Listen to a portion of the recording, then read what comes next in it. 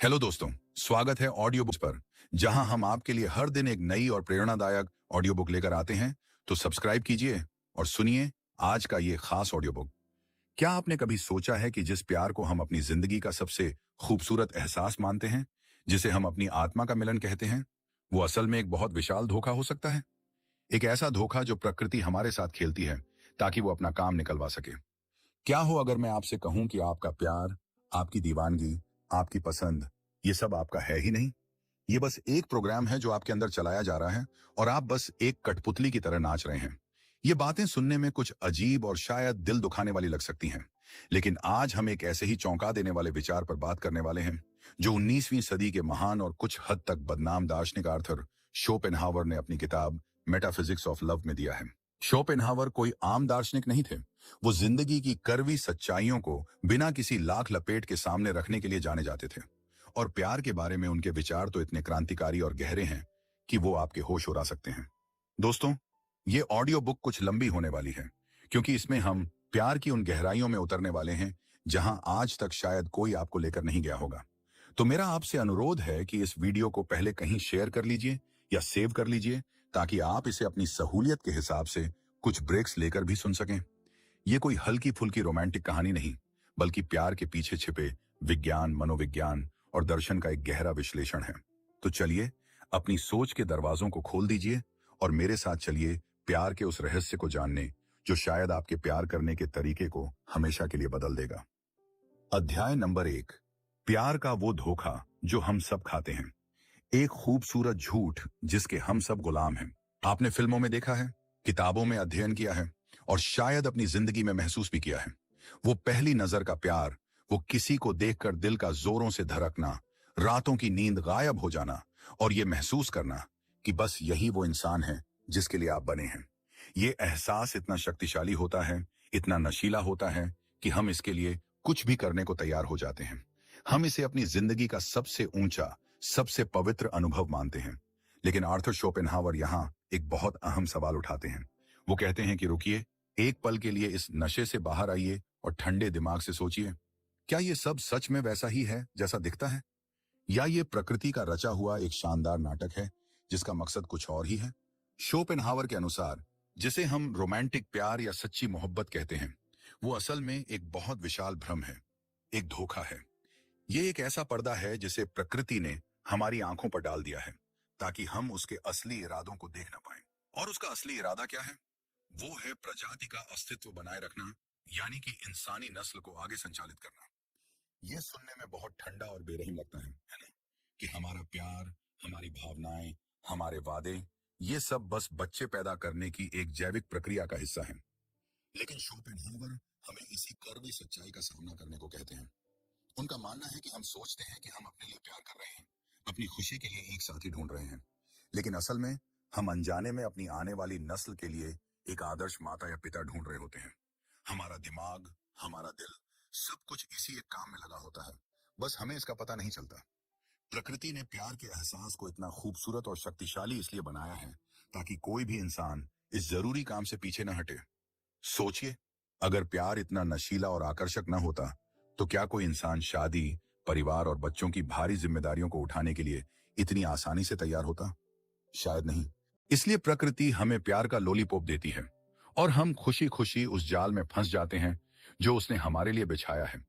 ये एक तरह की बेहोशी है जिसमें हम अपने व्यक्तिगत हितों, अपनी आजादी और कभी कभी तो अपने करियर तक को दांव पर लगा देते हैं, और हमें लगता है कि हम ये सब प्यार के लिए कर रहे हैं। लेकिन शोपेनहावर कहते हैं कि नहीं, आप ये सब अपने लिए नहीं, बल्कि उस अजन्मे बच्चे के लिए कर रहे हैं जिसे दुनिया में आना है। प्यार का जुनून असल में प्रजाति की इच्छा का जुनून है जो हमारे अंदर से बोल रहा है। वो हमें एक खास इंसान की तरफ ऐसे धकेलता है जैसे कोई अदृश्य शक्ति हमें खींच रही हो। हम तर्क से काम लेना बंद कर देते हैं, हम अपने दोस्तों और परिवार की सलाह को नजरअंदाज कर देते हैं, क्योंकि उस वक्त हम अपने कंट्रोल में होते ही नहीं हैं। हम पर तो प्रजाति की आत्मा का कब्जा होता है, जिसका एकमात्र लक्ष्य है एक स्वस्थ और बेहतर नई नस्ल का निर्माण करना। ये विचार हमारे उस सारे रोमांस को खत्म कर देता है जिसे हम इतना सहेज कर रखते हैं।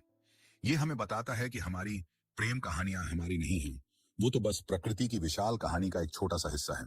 जब दो प्रेमी एक दूसरे की आंखों में खोए होते हैं तो वो असल में भविष्य की एक तस्वीर देख रहे होते हैं।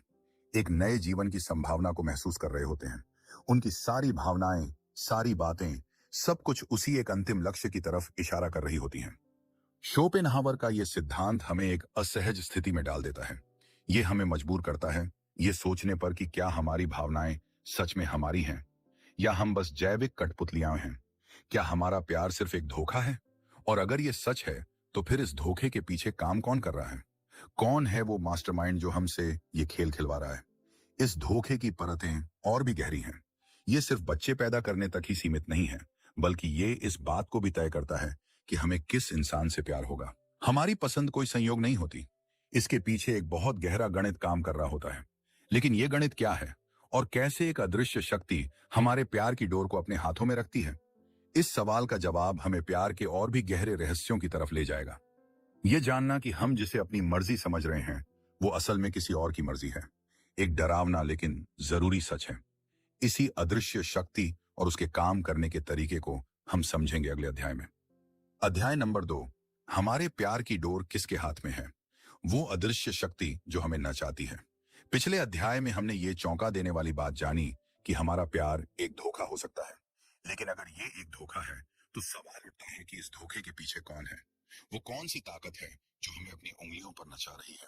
शोपेनहावर इस ताकत को एक नाम देते हैं, द विल टू लाइफ, यानी जीने की इच्छा। ये कोई भगवान या कोई शैतानी ताकत नहीं है, बल्कि ये इस पूरी कायनात में हर जीवित चीज के अंदर काम करने वाली एक अंधी, अतार्किक और कभी न मिटने वाली शक्ति है। ये बस जीना चाहती है, अपना अस्तित्व बनाए रखना चाहती है और फैलना चाहती है।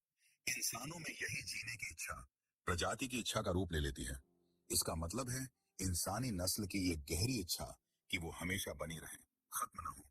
और इसी महान काम को पूरा करने के लिए ये शक्ति हमें एक औजार की तरह इस्तेमाल करती है। आप और मैं, हम सब इस प्रजाति की इच्छा के गुलाम हैं। हम सोचते हैं कि हम अपनी जिंदगी जी रहे हैं, अपने फैसले ले रहे हैं, लेकिन असल में हमारे सबसे जरूरी फैसले, खासकर प्यार और शादी से संबंधित फैसले, यही अदृश्य शक्ति ले रही होती है। ये एक ऐसे खुफिया एजेंट की तरह है जो हमारे दिमाग में छिप कर बैठा है और हमें वही करने के लिए मजबूर करता है जो प्रजाति के लिए फायदेमंद हो, भले ही वो हमारे व्यक्तिगत सुख के लिए नुकसानदायक क्यों ना हो। जरा सोचिए, जब किसी को प्यार होता है तो वो कितना बदल जाता है। एक आम सा इंसान अचानक कवि बन जाता है। वो विशाल वादे करने लगता है, पर्वतों से टकराने की बात करता है। उसकी अपनी चिंताएं, अपने लक्ष्य सब पीछे छूट जाते हैं। उसका एकमात्र मकसद होता है उस इंसान को पाना जिससे वो प्यार करता है। शोपेनहावर कहते हैं कि ये जो ऊर्जा, ये जो पागलपन है, ये उस इंसान का अपना नहीं है। ये प्रजाति की इच्छा है जो उसके अंदर से पूरी ताकत से काम कर रही है। वो उसे बता रही है कि यही वो इंसान है जिसके साथ मिलकर तुम एक बेहतरीन अगली नस्ल को जन्म दे सकते हो। इसलिए जाओ, कुछ भी करो, लेकिन इसे हासिल करो। इस खुफिया एजेंट का काम करने का तरीका बहुत चालाकी भरा है। ये हमें सीधे सीधे नहीं बताता कि चलो बच्चे पैदा करो। नहीं, ये हमारे अंदर आकर्षण, लगाव और जुनून जैसी भावनाएं पैदा करता है। ये हमें विश्वास दिलाता है कि हमारी खुशी इसी एक इंसान के साथ संबंधित है। हम उसकी सुंदरता पर, उसकी बातों पर, उसकी आदतों पर मोहित हो जाते हैं। हमें लगता है कि हम उसकी आत्मा से मिल गए हैं। लेकिन शोपेनहावर के मुताबिक ये सब सतह की बातें हैं। असली खेल तो अवचेतन मन में चल रहा होता है। हमारा अवचेतन मन, जिसे ये प्रजाति की इच्छा कंट्रोल कर रही है, उस इंसान में कुछ और ही देख रहा होता है। वो देख रहा होता है कि क्या इस इंसान के साथ मिलकर हमारे बच्चे स्वस्थ होंगे, क्या वो बुद्धिमान होंगे, क्या उनमें वो गुण होंगे जो हमारे अंदर नहीं है। ये शक्ति एक बहुत ही कुशल मैचमेकर की तरह काम करती है। ये हमें उस इंसान की तरफ खींचती है जो हमारे अधूरेपन को पूरा करे, ताकि आने वाली नस्ल में एक संतुलन बन सके। मिसाल के तौर पर, अगर आप शारीरिक रूप से कुछ कमजोर हैं तो आपको शायद एक मजबूत कद-काठी का इंसान आकर्षित करेगा। अगर आप बहुत ज्यादा गंभीर और शांत हैं तो आपको एक हंसमुख और चंचल इंसान अपनी तरफ खींचेगा। हम इसे अपोजिट्स अट्रैक्ट, यानी विपरीत चीजें आकर्षित करती हैं, कहकर एक रोमांटिक मोड़ दे देते हैं। लेकिन शोपेनहावर कहते हैं कि इसके पीछे का कारण बहुत ही व्यावहारिक और बेरहम है। ये प्रकृति का तरीका है अपनी गलतियों को सुधारने का, अपनी कमियों को पूरा करने का। हमारी व्यक्तिगत खुशी इस पूरी प्रक्रिया में कहीं आती ही नहीं। प्रजाति की इच्छा को इस बात से कोई मतलब नहीं है कि आप उस इंसान के साथ शादी के बाद खुश रहेंगे या नहीं। उसका काम तो बस एक स्वस्थ और संतुलित बच्चे के जन्म के साथ ही लगभग पूरा हो जाता है। इसीलिए अक्सर देखा जाता है कि जो प्यार शादी से पहले इतना जुनूनी और पागलपन की हद तक होता है, वो शादी के कुछ सालों बाद ठंडा हो जाता है, क्योंकि जिस शक्ति ने आपको एक दूसरे की तरफ धकेला था, उसका मकसद पूरा हो चुका होता है और वो आपको आपके हाल पर त्याग कर आगे चली जाती है। ये एक करवा सच है, लेकिन ये हमें हमारे रिश्तों की हकीकत को समझने में मदद करता है। तो अगली बार जब आप किसी की तरफ बहुत ज्यादा आकर्षित महसूस करें, तो एक पल रुक कर सोचिएगा, क्या ये सच में आप हैं जो आकर्षित हो रहे हैं, या आपके अंदर बैठी वो प्रजाति की इच्छा अपना खेल खेल रही है? क्या आप उसकी सुंदरता देख रहे हैं, या आपका अवचेतन मन आपके भविष्य के बच्चों के लिए एक अच्छी मां या पिता के गुण देख रहा है? इस अदृश्य शक्ति को पहचानना आसान नहीं है, क्योंकि ये हमारी अपनी भावनाओं के नकाब के पीछे छिपी रहती है। ये हमें हमारे सबसे विशाल भ्रम में रखती है कि हम अपने जीवन के मालिक हैं। लेकिन शोपेनहावर इस पर्दे को उठाकर हमें सच्चाई दिखाते हैं। वो हमें बताते हैं कि हम एक बहुत विशाल खेल के मोहरे हैं और इस खेल का प्लेयर कोई और है। लेकिन ये खेल कैसे खेला जाता है? ये प्रजाति की इच्छा कैसे तय करती है कि कौन किसके लिए परफेक्ट है? इसके पीछे क्या कोई नियम है, कोई फॉर्मूला है? जी हाँ, इसके पीछे एक बहुत ही सटीक और गहरा विज्ञान काम करता है। एक ऐसी केमिस्ट्री जो तय करती है कि आपको प्यार किससे होगा। इसी केमिस्ट्री और इसके चौंका देने वाले नियमों के बारे में हम जानेंगे अगले अध्याय में। अध्याय नंबर 3, आकर्षण का रहस्य। आप हमेशा अपने से उल्टे इंसान की तरफ क्यों खींचते हैं? अब हम उस बिंदु पर आ गए हैं जहां प्यार का रहस्य और भी गहरा और दिलचस्प होने वाला है। हमने जाना कि हमारे प्यार के पीछे प्रजाति की इच्छा नाम की एक शक्ति काम करती है। लेकिन ये शक्ति अपना काम करती कैसे है? वो कैसे चुनती है कि हमारे लिए सही साथी कौन होगा? शोपेनहावर इसका जवाब एक बहुत ही दिलचस्प सिद्धांत में देते हैं, जिसे हम विपरीत का आकर्षण या न्यूट्रलाइजेशन थ्योरी कह सकते हैं। आपने ये कहावत तो जरूर सुनी होगी कि अपोजिट्स अट्रैक्ट, यानी विपरीत स्वभाव और गुण वाले लोग एक दूसरे की तरफ आकर्षित होते हैं। हम इसे अक्सर एक रोमांटिक ख्याल मानकर अलग कर देते हैं, लेकिन शोपेनहावर कहते हैं कि यह कोई रोमांटिक ख्याल नहीं, बल्कि प्रकृति का सबसे विशाल और सबसे महत्वपूर्ण नियम है, जिसका एक ही मकसद है, एक संतुलित और परफेक्ट अगली नस्ल का निर्माण करना। जरा इसे ऐसे समझिए, हर इंसान में कुछ ना कुछ खूबियां होती हैं और कुछ ना कुछ कमियां। कोई बहुत लंबा है तो कोई बहुत छोटा, कोई बहुत गोरा है तो कोई बहुत सांवला, कोई बहुत गुस्सैल है तो कोई बहुत शांत, कोई बहुत खर्चीला है तो कोई बहुत कंजूस। शोपेनहावर के अनुसार हम जब किसी से प्यार करते हैं तो हम अनजाने में एक ऐसे साथी को ढूंढ रहे होते हैं जिसके गुण हमारी कमियों को ढक दें और जिसकी कमियों को हमारी खूबियां संतुलित कर दें। ये एक तरह का सौदा है जो हमारा अवचेतन मन करता है। प्रकृति नहीं चाहती कि अगली नस्ल में कोई भी गुण बहुत ज्यादा या बहुत कम हो। वो एक संतुलन चाहती है, एक औसत। इसलिए वो दो ऐसे लोगों को मिलवाती है जो एक दूसरे के अधूरेपन को पूरा कर सकें। एक बहुत लंबे इंसान को अक्सर एक कम हाइट का साथी आकर्षित करता है। क्यों? ताकि उनके बच्चों की हाइट औसत हो सके। एक बहुत ही पतले इंसान को कुछ भरा हुआ शरीर आकर्षित कर सकता है। एक बहुत ही शांत और दब्बू स्वभाव के व्यक्ति को एक आत्मविश्वासी और मुखर पार्टनर अपनी तरफ खींचता है। एक बहुत ही व्यावहारिक और जमीनी इंसान को एक कल्पनाशील और सपनों में खोया रहने वाला इंसान दिलचस्प लगता है। हम सोचते हैं कि हम उनके इन गुणों से प्यार कर रहे हैं, लेकिन असल में हमारा अवचेतन मन भविष्य के बच्चे के लिए एक संतुलित पर्सनैलिटी का पैकेज तैयार कर रहा होता है। ये प्रक्रिया इतनी सूक्ष्म और गहरी होती है कि हमें इसकी भनक तक नहीं लगती।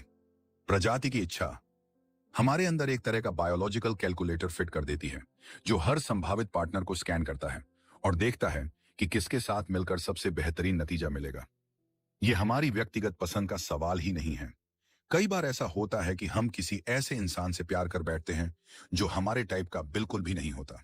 हमारे दोस्त और परिवार वाले भी हैरान रह जाते हैं कि तुम्हें इसमें क्या दिख गया। इसका जवाब शोपेनहावर देते हैं। वो कहते हैं कि आपको उसमें वो दिखा है जो आपकी आने वाली नस्ल के लिए जरूरी था, भले ही वो आपके वर्तमान सुख के लिए बिल्कुल भी सही ना हो। यही वजह है कि अक्सर बहुत ज्यादा जुनूनी प्रेम कहानियों का अंत दुखद होता है, या शादी के बाद रिश्ते में बहुत टकराव होता है, क्योंकि जिन दो विपरीत ध्रुवों को प्रकृति ने एक संतुलित बच्चा बनाने के लिए मिलाया था, वो असल जिंदगी में एक दूसरे के साथ तालमेल नहीं बिठा पाते। एक को घूमना पसंद है, दूसरे को घर पर रहना। एक को पैसे उड़ाना पसंद है, दूसरे को बचाना। शादी से पहले ये बातें छोटी और आकर्षक लगती हैं, लेकिन शादी के बाद यही टकराव का सबसे मुख्य कारण बन जाती है।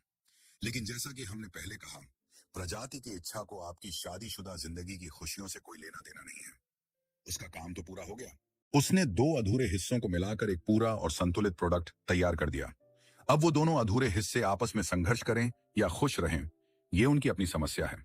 ये एक बहुत ही कठोर दृष्टिकोण है, लेकिन अगर आप अपने आसपास के जोरों को ध्यान से देखेंगे तो आपको ये पैटर्न हर जगह दिखाई देगा।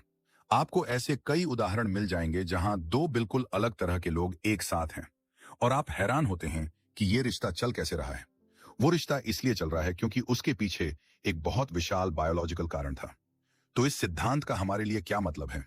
इसका मतलब ये है कि जब हम प्रेम में होते हैं तो हमें ये समझने की कोशिश करनी चाहिए कि हम उस इंसान की तरफ क्यों आकर्षित हुए हैं। क्या हम सच में उसके व्यक्तित्व से प्यार करते हैं, या हम अनजाने में अपनी किसी कमी को उसमें पूरा होते हुए देख रहे हैं? क्या ये आकर्षण लंबे समय तक चलने वाले साथ और सम्मान पर आधारित है, या सिर्फ एक अंधी जैविक खींच पर? शोपेनहावर हमें अपने आकर्षण पर सवाल उठाना सिखाते हैं। वो हमें बताते हैं कि जिस चीज को हम अपनी सबसे निजी और सच्ची भावना मानते हैं, वो भी प्रकृति के नियमों से बंधी हुई है। लेकिन ये नियम सिर्फ शारीरिक और मानसिक गुणों के संतुलन तक ही सीमित नहीं है। प्रकृति का प्लान इससे भी कहीं ज्यादा विशाल और लाई आइड है। वो सिर्फ एक संतुलित बच्चा नहीं चाहती, वो एक आदर्श बच्चा चाहती है। और इस आदर्श बच्चे का पूरा ब्लूप्रिंट हमारे अवचेतन मन में पहले से ही मौजूद होता है। कैसे हमारा प्यार उस अदृश्य ब्लूप्रिंट को साकार करने का एक जरिया मात्र है, और कैसे आपका हर रोमांटिक फैसला उसी ब्लूप्रिंट से तय होता है। ये एक ऐसा रहस्य है जो प्यार के खेल को और भी ज्यादा जटिल बना देता है, और इसी के बारे में हम जानेंगे अगले अध्याय में। अध्याय नंबर 4, भविष्य के बच्चे का ब्लूप्रिंट। आपका प्यार नहीं, वो आपको चुनता है। अब तक हम ये समझ चुके हैं कि प्यार के पीछे प्रजाति की इच्छा काम करती है और वो विपरीत गुणों को मिलाकर एक संतुलन बनाना चाहती है। लेकिन शोपेनहावर इस बात को एक कदम और आगे ले जाते हैं। वो कहते हैं कि ये सब कुछ हवा में नहीं होता।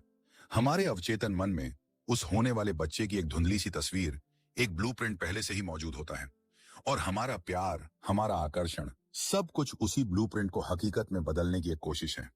ये सुनने में किसी साइंस फिक्शन फिल्म जैसा लगता है, लेकिन शोपेनहावर इसे बहुत तर्क के साथ समझाते हैं। उनका कहना है कि हर इंसान में कुछ गुण प्रमुख होते हैं और कुछ दबे हुए।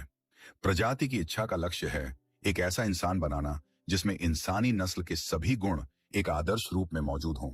इसीलिए जब हम एक साथी चुनते हैं तो हम असल में उस इंसान को नहीं चुन रहे होते, बल्कि हम उस ब्लूप्रिंट के लिए सबसे सही मटेरियल चुन रहे होते हैं। हमारा अवचेतन मन लगातार ये हिसाब लगाता रहता है कि किस इंसान के साथ मिलने से वो आदर्श बच्चा पैदा हो सकता है जो उस ब्लूप्रिंट में है। जब हमें किसी से पहली नजर का प्यार होता है तो शोपेनहावर के अनुसार ये असल में हमारे अंदर के उस ब्लूप्रिंट का उस इंसान के साथ परफेक्ट मैच हो जाना है। हमारे अवचेतन को एक सिग्नल मिलता है कि हाँ, यही वो इंसान है जिसके साथ मिलकर मैं उस आदर्श बच्चे को जन्म दे सकता हूँ। और जैसे ही ये सिग्नल मिलता है, प्रजाति की इच्छा पूरी ताकत से एक्टिव हो जाती है और हमारे अंदर जुनून और दीवानगी की आग लगा देती है, ताकि हम किसी भी कीमत पर उस इंसान को हासिल कर लें। इस ब्लूप्रिंट में सब कुछ शामिल होता है, शारीरिक बनावट से लेकर मानसिक क्षमता तक। एक सही स्केलेटन या ढांचा बनाने के लिए, एक सही नर्वस सिस्टम के लिए, एक सही खून की क्वालिटी के लिए हर चीज का ध्यान रखा जाता है। इसीलिए प्यार इतना सिलेक्टिव होता है। हम हर किसी से प्यार नहीं कर बैठते। हम हजारों लोगों से मिलते हैं, लेकिन हमारा दिल किसी एक पर ही आता है, क्योंकि सिर्फ वही एक इंसान होता है जो उस पल हमारे ब्लूप्रिंट के खाली हिस्सों को भरने की सबसे ज्यादा क्षमता रखता है। शोपेनहावर एक बहुत ही दिलचस्प उदाहरण देते हैं। वो कहते हैं कि दो प्यार करने वाले लोग असल में उस भविष्य के बच्चे के प्रति एक तरह की साजिश कर रहे होते हैं। उनकी सारी मीठी बातें, उनके सारे वादे, सब कुछ उसी एक लक्ष्य के लिए होते हैं।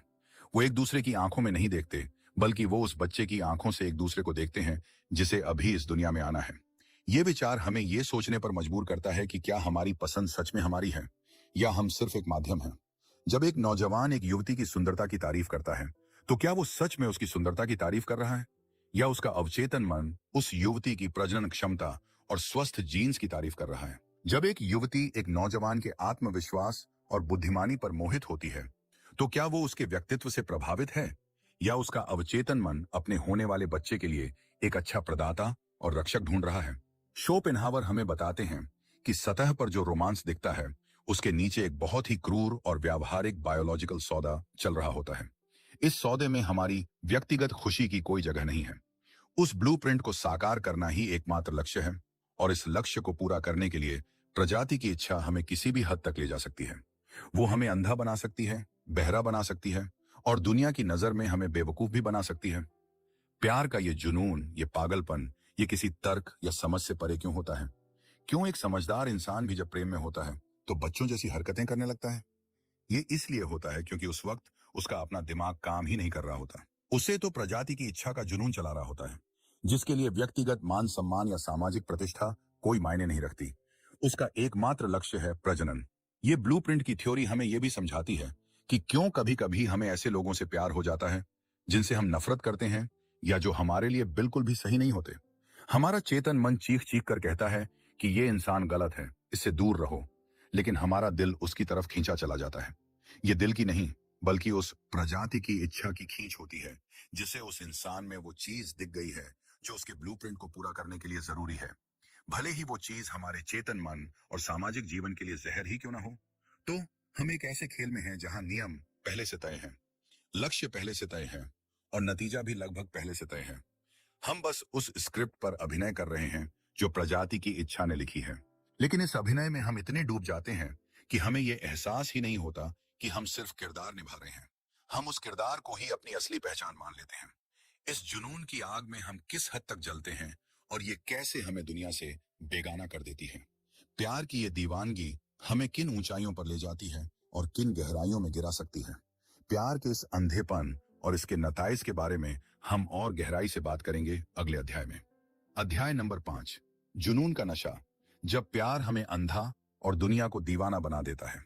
अब जब हम जानते हैं कि हमारे प्यार के पीछे एक अदृश्य ब्लूप्रिंट और प्रजाति की इच्छा काम कर रही है, तो हम प्यार के सबसे शक्तिशाली और खतरनाक पहलू को समझने के लिए तैयार हैं, और वो है जुनून या दीवानगी।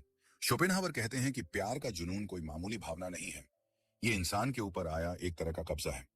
जब ये जुनून सवार होता है तो इंसान का अपना व्यक्तित्व, उसकी अपनी सोच, सब कुछ पीछे छूट जाता है। वो एक ऐसी शक्ति के नियंत्रण में आ जाता है जो उससे कहीं ज्यादा विशाल और पुरानी है। ये जुनून ही है जो रोमियो को जहर पीने पर और जूलियट को छुरा घोंपने पर मजबूर कर देता है। ये जुनून ही है जो एक राजा से उसका राजपाट छुरा देता है और एक विद्वान से उसकी सारी बुद्धिमानी छीन लेता है। इतिहास और साहित्य ऐसी कहानियों से भरे हुए हैं जहां प्यार में डूबे लोगों ने ऐसे काम किए हैं जो एक आम इंसान की समझ से बिल्कुल परे हैं। शोपेनहावर पूछते हैं कि आखिर ऐसा क्यों होता है? एक भावना में इतनी ताकत कहां से आती है कि वो इंसान के अस्तित्व के सबसे बुनियादी नियम यानी आत्म संरक्षण या खुद को बचाने की प्रवृत्ति को भी खत्म कर दे? इसका जवाब वही है, प्रजाति की इच्छा। ये इच्छा इतनी प्रबल होती है कि उसके लिए एक व्यक्ति का जीवन या मृत्यु कोई मायने नहीं रखती। उसके लिए मायने रखता है प्रजाति का भविष्य। अगर उस भविष्य के लिए एक या दो इंसानों की कुर्बानी भी देनी आवश्यक हो तो उसे कोई फर्क नहीं होता। जब दो लोग गहरे प्यार में होते हैं तो वो असल में प्रजाति के सबसे जरूरी काम को पूरा करने के मिशन पर होते हैं, और इस मिशन को पूरा करने के लिए प्रकृति उन्हें असीमित ऊर्जा, हिम्मत और त्याग की भावना देती है। उन्हें दुनिया की कोई परवाह नहीं रहती, समाज के नियमों का कोई डर नहीं रहता। उनकी अपनी एक अलग ही दुनिया बस जाती है जिसमें वो और उनका प्रेमी ही सब कुछ होते हैं। शोपेनहावर इस स्थिति को एक तरह का पागलपन कहते हैं। ये एक मीठा पागलपन है जिसमें हम खुशी खुशी डूब जाना चाहते हैं। इस पागलपन में हमें अपने प्रेमी की हर कमी एक खूबी नजर आती है। एक टैरी नाक भी आकर्षक लगती है और हकलाकर बोलना भी प्यारा लगता है। हम उस इंसान का एक आदर्श रूप बना लेते हैं और उसी से प्यार करते हैं। हम असलियत को देखना ही नहीं चाहते। यह अंधापन जरूरी है, क्योंकि अगर हम अपने होने वाले साथी की सारी कमियों और खामियों को साफ साफ देख लेंगे तो शायद हम कभी भी शादी और परिवार की मुश्किल जिम्मेदारियों में आने का फैसला ही न करें। इसीलिए प्रजाति की इच्छा हमारी आंखों पर एक गुलाबी चश्मा लगा देती है ताकि हमें सब कुछ सुंदर और आसान लगे। ये जुनून हमें निस्वार्थ भी बनाता है, लेकिन शोपेनहावर के अनुसार ये निस्वार्थता भी एक धोखा है। जब एक प्रेमी अपनी प्रेमिका के लिए कोई त्याग करता है तो वो सोचता है कि वो ये उसके लिए कर रहा है, लेकिन असल में वो ये उस अजन्मे बच्चे के लिए कर रहा है जिसे उन दोनों को मिलकर दुनिया में लाना है। वो उस बच्चे के भविष्य को सुरक्षित करने के लिए त्याग कर रहा होता है। सारी की सारी ऊर्जा उसी एक केंद्र बिंदु की तरफ लगी होती है। प्यार का ये जुनून हमें जानवरों के करीब ले आता है। जैसे एक कीट या एक स्पाइडर प्रजनन के तुरंत बाद मर जाती है क्योंकि उनका जीवन का उद्देश्य पूरा हो गया होता है, वैसे ही इंसान भी प्यार के जुनून में अपनी जान तक की परवाह नहीं करता। उस वक्त व्यक्तिगत अस्तित्व से ज्यादा जरूरी प्रजाति का अस्तित्व हो जाता है। ये एक बहुत ही असुविधाजनक विचार है। हम अपने प्यार को बहुत मानवीय और आध्यात्मिक मानते हैं, लेकिन शोपेनहावर उसे उसकी सबसे कच्ची और पाशविक मूलों तक ले जाते हैं। वो हमें दिखाते हैं कि हमारे सबसे ऊंचे लगने वाले एहसास भी हमारी जैविक जरूरतों से ही पैदा होते हैं। ये जुनून ही है जो हमें विशाल रोमांटिक वादे करने पर मजबूर करता है। मैं तुम्हारे लिए चांद तारे ले आऊंगा, हम 7 जन्मों तक साथ रहेंगे। ये बातें उस वक्त सच्ची लगती हैं, क्योंकि उस वक्त हम नहीं, बल्कि हमारे अंदर की प्रजाति की इच्छा बोल रही होती है। और वो ये सारे वादे इसलिए करवाती है ताकि वो रिश्ता सुरक्षित हो सके और प्रजनन का काम बिना किसी बाधा के पूरा हो सके। लेकिन जब ये जुनून का नशा उतरता है, तो वही चांद तारे लाने की बातें बचकानी और झूठी लगने लगती हैं। इंसान वापस अपनी असलियत में लौट आता है, अपने व्यक्तिगत स्वार्थों और चिंताओं में घिर जाता है, और तब उसे एहसास होता है कि उसने इस जुनून में क्या क्या खो दिया। इस जुनून में हम जो विशाल त्याग करते हैं, जो कुर्बानियां देते हैं, क्या वो सच में हमारे प्यार की गहराई का सबूत है, या वो भी प्रजाति की इच्छा के स्वार्थ को पूरा करने का एक जरिया मात्र है। प्यार में किए गए इन त्यागों के पीछे की सच्चाई और भी ज्यादा चौंकाने वाली है। इसी त्याग और उसके असली मकसद के बारे में हम और गहराई से जानेंगे अगले अध्याय में। अध्याय नंबर 6, प्यार में किए गए त्याग, क्या वो सच में आपके लिए थे? प्यार और त्याग को हमेशा एक ही सिक्के के दो पहलू माना गया है। कहा जाता है कि आप किसी से जितना ज्यादा प्यार करते हैं, उसके लिए उतना ही विशाल त्याग कर सकते हैं। माता पिता अपने बच्चों के लिए अपनी नींद, अपनी ख्वाहिशें, सब कुछ त्याग देते हैं। एक दोस्त दूसरे दोस्त के लिए अपनी सबसे कीमती चीज भी दे देता है। और जब बात रोमांटिक प्यार की आती है, तो त्याग की कोई सीमा ही नहीं रहती। लोग अपने प्यार के लिए अपना घर, अपना शहर, अपना देश, अपना धर्म और यहां तक कि अपनी जान तक कुर्बान कर देते हैं। हम इन कहानियों को सुनकर प्रेरित होते हैं। हमें लगता है कि यही सच्चे प्यार की निशानी है। लेकिन शोपेनहावर यहां भी एक असहज कर देने वाला सवाल पूछते हैं। वो कहते हैं कि ये जो त्याग आप कर रहे हैं, क्या आप सच में उस व्यक्ति के लिए कर रहे हैं जिससे आप प्यार करते हैं, या इसके पीछे भी कोई गहरा और छिपा हुआ मकसद है? शोपेनहावर के दर्शन के अनुसार प्यार में किया गया हर त्याग असल में उस व्यक्ति के लिए नहीं, बल्कि उस प्रजाति की इच्छा के लिए किया जाता है जो आप दोनों के मिलन से पूरी होनी है। ये एक तरह का निवेश है जो आप भविष्य की नस्ल के लिए कर रहे होते हैं। जब एक प्रेमी अपनी प्रेमिका की खुशी के लिए अपनी किसी पसंदीदा आदत को त्याग देता है, तो ऊपरी तौर पर यह एक बहुत रोमांटिक जेस्चर लगता है। लेकिन गहराई में ये प्रजाति की इच्छा का एक तरीका है, ये सुनिश्चित करने का कि रिश्ता बना रहे और उसमें कोई रुकावट ना आए। वो प्रेमी अनजाने में उस रिश्ते को बचाने के लिए त्याग कर रहा है जो भविष्य की संतान के लिए जरूरी है। ये त्याग सिर्फ आदतों या चीजों का नहीं होता, ये त्याग हमारे पूरे अस्तित्व का हो सकता है। जब किसी को प्यार होता है, तो उसका मैं धीरे धीरे खत्म होने लगता है और उसकी जगह हम ले लेता है। उसकी अपनी खुशियां, अपने दुख, सब कुछ दूसरे इंसान से संबंधित हो जाते हैं। शोपेनहावर कहते हैं कि ये मैं का मिटना असल में व्यक्तिगत इच्छा का प्रजाति की इच्छा के सामने समर्पण कर देना है। आपकी अपनी छोटी मोटी ख्वाहिशें उस महान उद्देश्य के सामने बौनी हो जाती हैं, जो है इंसानी नस्ल को आगे संचालित करना। जरा सोचिए उन प्रेमियों के बारे में जो अपने परिवार और समाज के खिलाफ जाकर शादी करते हैं। वो एक बहुत विशाल सामाजिक त्याग करते हैं। उन्हें लगता है कि वो अपने प्यार की ताकत से दुनिया जीत लेंगे। लेकिन शोपेनहावर के अनुसार उन्हें ये ताकत उनका प्यार नहीं, बल्कि उनके अंदर काम कर रही प्रजाति की इच्छा दे रही है। वो इच्छा इतनी प्रबल है कि उसके सामने सामाजिक नियम और पारिवारिक बंधन कोई मायने नहीं रखते। वो उन दोनों को हर मुश्किल से मुकाबला करने की हिम्मत देती है, ताकि वो अपना जैविक मिशन पूरा कर सकें। ये सुनने में शायद आपको कुछ स्वार्थी लगे, लेकिन शोपेनहावर कहते हैं कि प्रकृति से ज्यादा स्वार्थी और कुछ नहीं है। वो अपने लक्ष्य को पूरा करने के लिए किसी भी हद तक जा सकती है। वो हमें त्याग और बलिदान के नाम पर बेवकूफ बनाती है, जबकि उसका असली मकसद सिर्फ अपना काम निकालना होता है। हमारी भावनाएं, हमारा प्यार, हमारा त्याग, ये सब उसके लिए सिर्फ औजार हैं। जब हम अपने पार्टनर के सपनों को पूरा करने के लिए अपने सपनों की कुर्बानी दे देते हैं, तो हम इसे प्यार का सबसे ऊंचा रूप मानते हैं। लेकिन हो सकता है कि हमारा अवचेतन मन ये हिसाब लगा रहा हो कि हमारे पार्टनर के सपनों का पूरा होना हमारे होने वाले बच्चे के भविष्य के लिए ज्यादा फायदेमंद होगा। शायद उनका करियर हमारे करियर से ज्यादा स्थिर और सुरक्षित भविष्य दे सकता है। ये सारे कैलकुलेशन हमारे दिमाग में बिना हमारी जानकारी के चलते रहते हैं और हमें त्याग करने के लिए प्रेरित करते हैं। तो क्या इसका मतलब यह है कि प्यार में किया गया हर त्याग झूठा है? नहीं, शोपेनहावर ऐसा नहीं कहते। वो ये नहीं कहते कि भावनाएं झूठी हैं। वो कहते हैं कि भावनाओं का स्रोत वो नहीं है जो हम समझते हैं।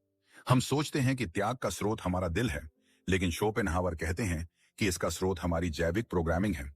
ये जानना हमें दुखी या निराश कर सकता है, लेकिन ये हमें एक नई समझ भी दे सकता है।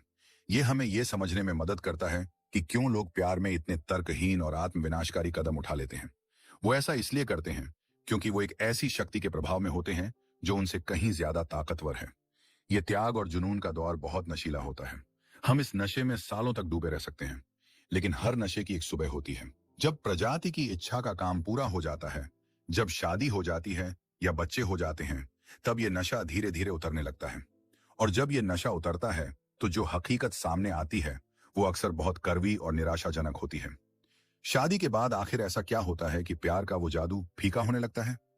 क्यों वो इंसान जो कभी हमारी दुनिया हुआ करता था अब एक अजनबी सा लगने लगता है?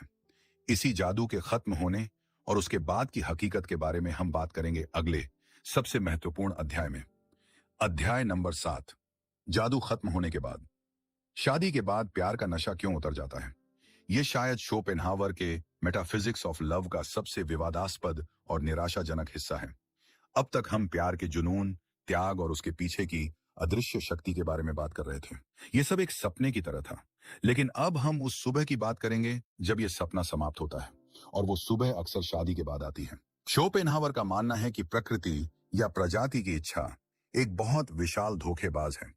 वो हमें शादी के बंधन में बांधने के लिए प्यार के जुनून का इस्तेमाल करती है।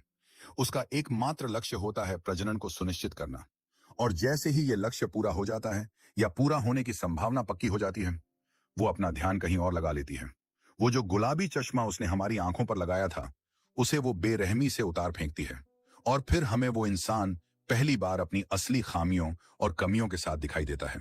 शादी से पहले जो आदतें हमें अनोखी और प्यारी लगती थीं, वही अब व्यक्त करने लगती हैं। जो बातें हमें दिलचस्प लगती थीं, वही अब बचकानी लगने लगती हैं। जिस इंसान के बिना हम एक पल भी नहीं रह सकते थे, अब उसी के साथ एक ही कमरे में रहना मुश्किल लगने लगता है। ऐसा क्यों होता है? क्या वो इंसान बदल गया या हमारा प्यार खत्म हो गया?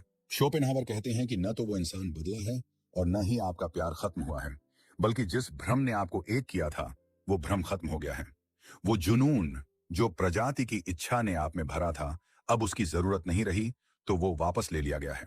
अब आप दो व्यक्ति हैं जो अपनी अपनी व्यक्तिगत इच्छाओं, अपनी अपनी कमियों और अपने अपने स्वार्थों के साथ एक दूसरे के सामने उपस्थित हैं।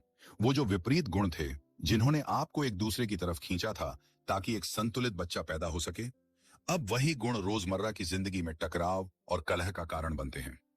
एक को बाहर घूमना पसंद है, दूसरे को घर पर शांति चाहिए। एक खर्चीला है, दूसरा बचाने में विश्वास रखता है। एक को हर बात शेयर करने की आदत है, दूसरा अपनी बातों को मन में रखता है।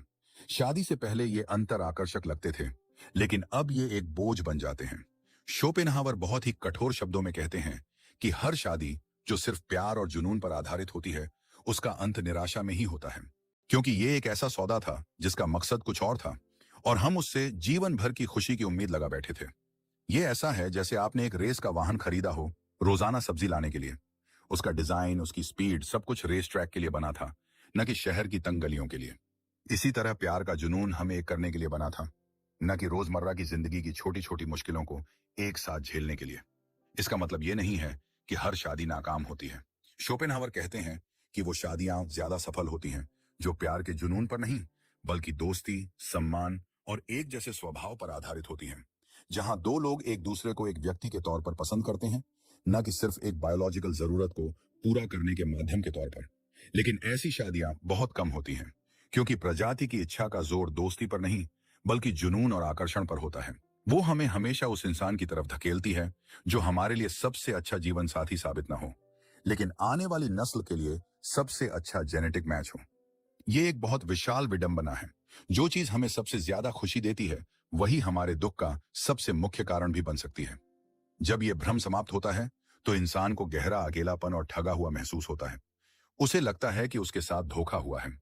लेकिन शोपेनहावर कहते हैं कि धोखा किसी इंसान ने नहीं, बल्कि खुद प्रकृति ने दिया है, और आप उसके पहले शिकार नहीं हैं और न ही आखिरी होंगे। ये खेल सदियों से चल रहा है और आगे भी चलता रहेगा।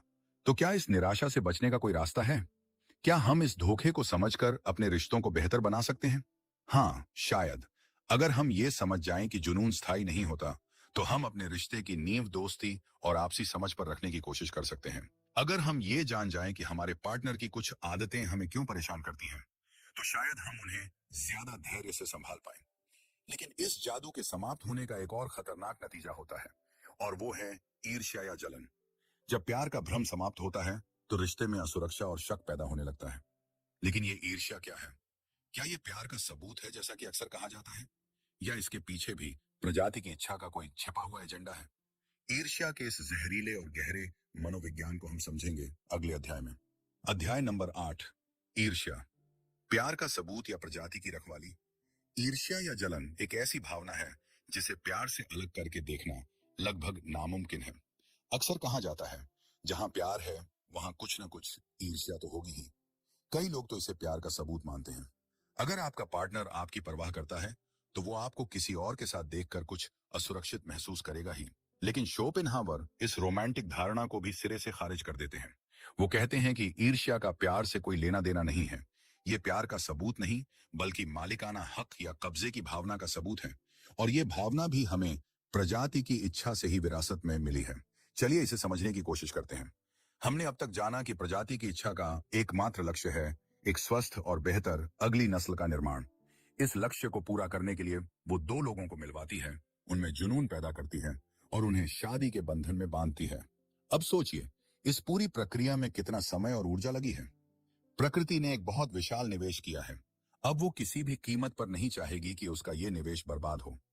ईर्ष्या इसी निवेश को बचाने का एक तरीका है, एक तरह का सिक्योरिटी अलार्म है। जब एक व्यक्ति अपने पार्टनर को लेकर ईर्ष्या महसूस करता है, तो वो असल में उस व्यक्ति को खोने से नहीं डर रहा होता।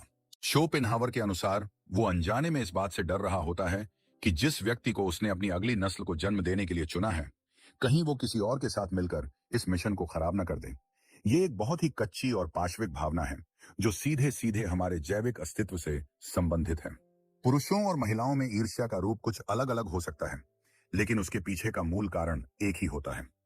एक पुरुष की ईर्ष्या अक्सर शारीरिक बेवफाई के डर से संबंधित होती है, क्योंकि वो अनजाने में इस बात को लेकर असुरक्षित होता है कि कहीं उसे किसी और के बच्चे को पालने की जिम्मेदारी न उठानी हो, जिससे प्रजाति का उद्देश्य ही खत्म हो जाएगा।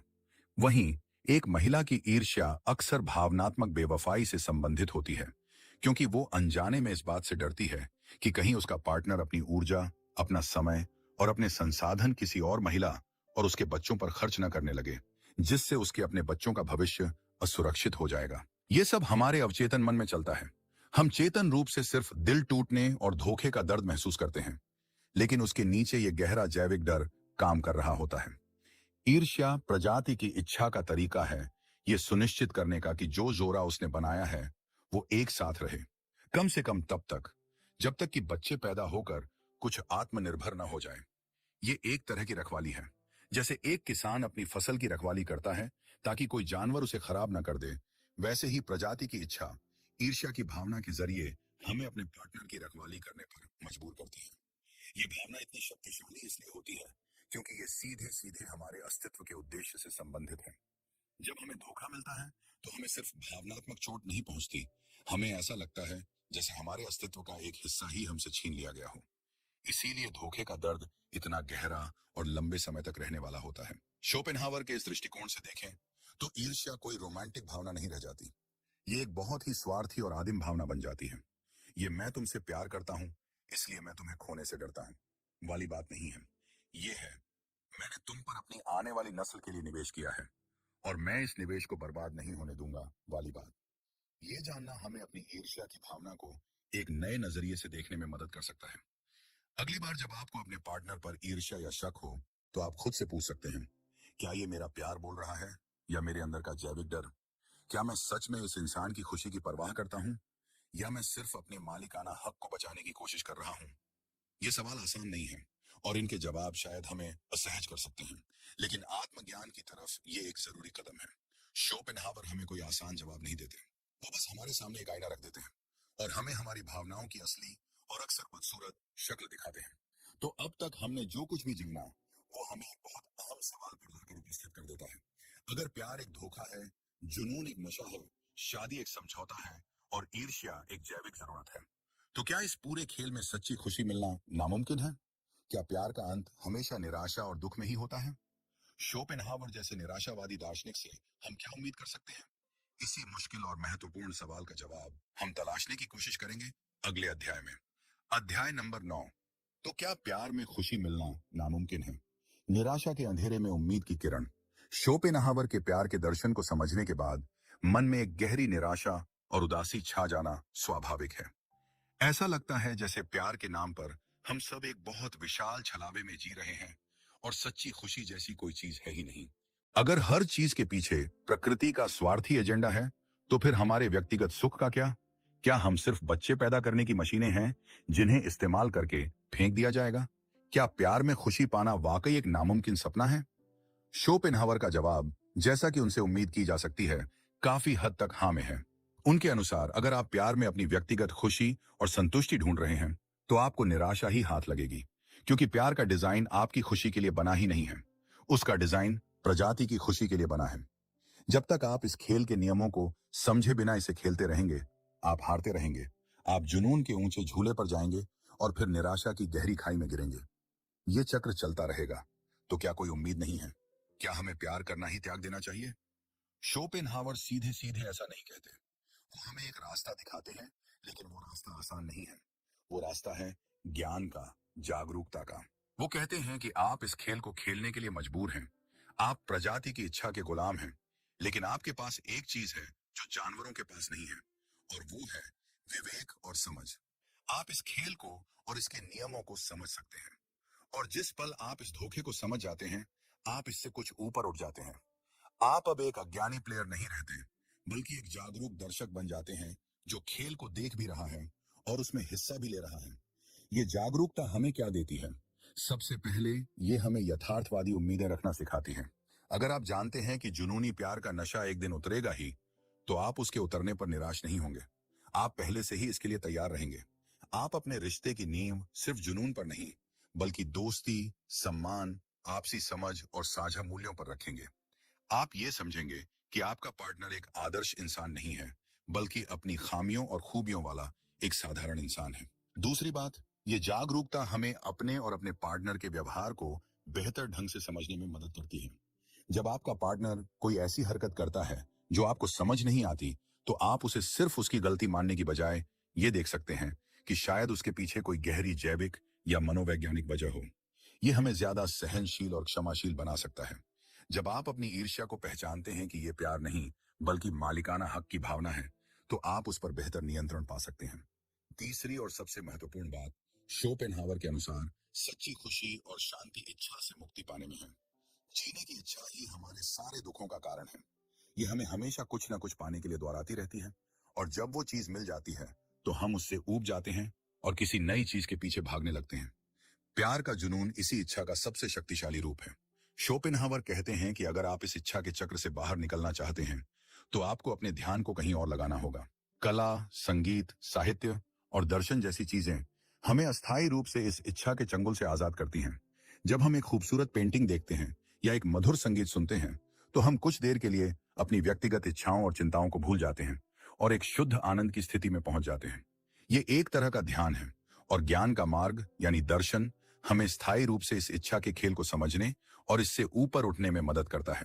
तो शोपेनहावर के अनुसार प्यार में खुशी ढूंढना एक गलत सवाल है। सही सवाल यह है कि क्या हम इस प्यार के अनुभव के जरिए जीवन की गहरी सच्चाई को समझ सकते हैं? क्या हम इसे एक अवसर के रूप में देख सकते हैं, खुद को और इंसानी फितरत को जानने का? अगर हम ऐसा कर पाते हैं, तो शायद हम उस पारंपरिक खुशी को न पा सकें जो फिल्मों में दिखाई जाती है, लेकिन हम एक गहरे सुकून और शांति को जरूर पा सकते हैं। यह सुकून इस ज्ञान से आएगा कि हम एक बहुत विशाल नाटक का हिस्सा हैं, और हमें अपना किरदार पूरी जागरूकता के साथ निभाना है, बिना उसके नतीजे से बहुत ज्यादा प्रभावित हुए। यह एक मुश्किल रास्ता है। यह वैराग्य और अनासक्ति का रास्ता है, लेकिन शोपेनहावर के लिए यही दुखों से भरे इस जीवन में शांति पाने का एकमात्र तरीका है। लेकिन अगर हम वैरागी नहीं बन सकते, अगर हम इस दुनिया में रहकर ही अपने रिश्तों को बेहतर बनाना चाहते हैं, तो हमें इस धोखे से परे देखने की कला सीखनी होगी। क्या है वो कला, और क्या है वो असली रास्ता जो हमें इस खेल को समझदारी से जीने में मदद कर सकता है? इसी अंतिम और सबसे महत्वपूर्ण चरण पर हम चलेंगे अगले अध्याय में। अध्याय नंबर 10, धोखे से परे देखने की कला। क्या है असली रास्ता? हम अपनी यात्रा के अंतिम चरण पर हैं। हमने प्यार के उस चेहरे को देखा है जो आमतौर पर हमसे छिपा रहता है। हमने शोपेनहावर के साथ मिलकर प्यार के भ्रम, उसके पीछे की जैविक शक्ति, विपरीत के आकर्षण, जुनून के नशे और उसके समाप्त होने की कहानी को समझा। ये सब जानने के बाद मन में ये सवाल उठना लाजिमी है कि अब क्या? इस ज्ञान का हम अपनी असल जिंदगी में क्या करें? क्या हम प्यार से नफरत करने लगे या अपने हर रिश्ते को शक की नजर से देखें? नहीं। शोपेनहावर का मकसद हमें निराशावादी या सनकी बनाना नहीं है। उनका मकसद हमें जागरूक बनाना है। और धोखे से परे देखने की कला का पहला कदम यही जागरूकता है। असली रास्ता इस ज्ञान को नकारना नहीं, बल्कि इसे अपनाना है। जब आप ये स्वीकार कर लेते हैं कि आपके अंदर एक शक्तिशाली जैविक प्रोग्रामिंग काम कर रही है, तो आप उसके खिलाफ संघर्ष करने की बजाय उसके साथ काम करना सीख सकते हैं। इसे ऐसे समझें। मान लीजिए आपको पता चलता है कि आपको एक खास तरह की मिठाई बहुत पसंद है, क्योंकि बचपन में जब आप रोते थे तो आपको वही मिठाई दी जाती थी। अब ये जानने के बाद आप क्या करेंगे? क्या आप उस मिठाई से नफरत करने लगेंगे? नहीं, आप बस जागरूक हो जाएंगे। अगली बार जब आपका मन वो मिठाई खाने का करेगा, तो आप खुद से पूछेंगे, क्या मुझे सच में भूख लगी है या मैं बस भावनात्मक रूप से परेशान हूं? यही जागरूकता आपको चुनाव की शक्ति देती है। इसी तरह जब आप किसी की तरफ बेतहाशा आकर्षित महसूस करते हैं, तो इस ज्ञान के बाद आप अंधे होकर उसमें कूद नहीं जाएंगे। आप एक पल रुकेंगे और सोचेंगे। आप उस आकर्षण का विश्लेषण करेंगे। आप देखेंगे कि क्या यह सिर्फ एक शारीरिक या जैविक खींच है, या इस रिश्ते में दोस्ती, सम्मान और आपसी समझ की भी कोई गुंजाइश है। आप उस व्यक्ति को सिर्फ एक रोमांटिक आदर्श के रूप में नहीं, बल्कि एक वास्तविक इंसान के रूप में देखने की कोशिश करेंगे, उसकी अच्छाइयों और बुराइयों के साथ। धोखे से परे देखने की कला का दूसरा कदम है जुनून और स्थायी प्रेम के बीच के अंतर को समझना। शोपेनहावर हमें बताते हैं कि जुनून एक तूफान की तरह है, जो आता है और सब कुछ तहस नहस करके चला जाता है। ये रोमांचक हो सकता है, लेकिन आप तूफान में अपना घर नहीं बना सकते। घर बनाने के लिए आपको शांत और स्थिर जमीन चाहिए। ये शांत और स्थिर जमीन है दोस्ती, करुणा और गहरी आपसी समझ। तो जब जुनून का तूफान शांत हो जाए, तो निराश होने की बजाय अपने रिश्ते में दोस्ती के बीज बोने शुरू करें। अपने पार्टनर के साथ बातें करें, न सिर्फ रोमांटिक, बल्कि दुनियादारी की, अपने सपनों की, अपने डरों की। उन्हें एक दोस्त की तरह जानें। एक दूसरे की छोटी छोटी खुशियों का ख्याल रखें, क्योंकि अंत में यही दोस्ती और सम्मान है जो रिश्ते को जिंदगी भर चलाता है, न कि वो शुरुआती दीवानापन। तीसरा और सबसे महत्वपूर्ण कदम है अपनी खुशी का स्रोत अपने रिश्ते के बाहर भी ढूंढना।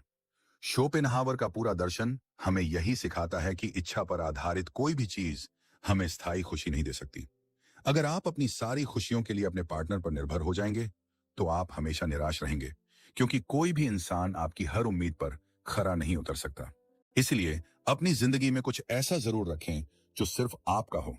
कोई हॉबी, कोई जुनून, कोई काम जिसे करके आपको सुकून मिलता हो। कला, संगीत, किताबें, प्रकृति या कोई भी रचनात्मक काम आपको उस व्यक्तिगत इच्छा के चक्र से बाहर निकलने में मदद करता है। जब आप खुद में पूर्ण और खुश होते हैं, तो आप अपने रिश्ते में एक बेहतर साथी बनते हैं। आप प्यार की भीख नहीं मांगते, बल्कि प्यार बांटते हैं।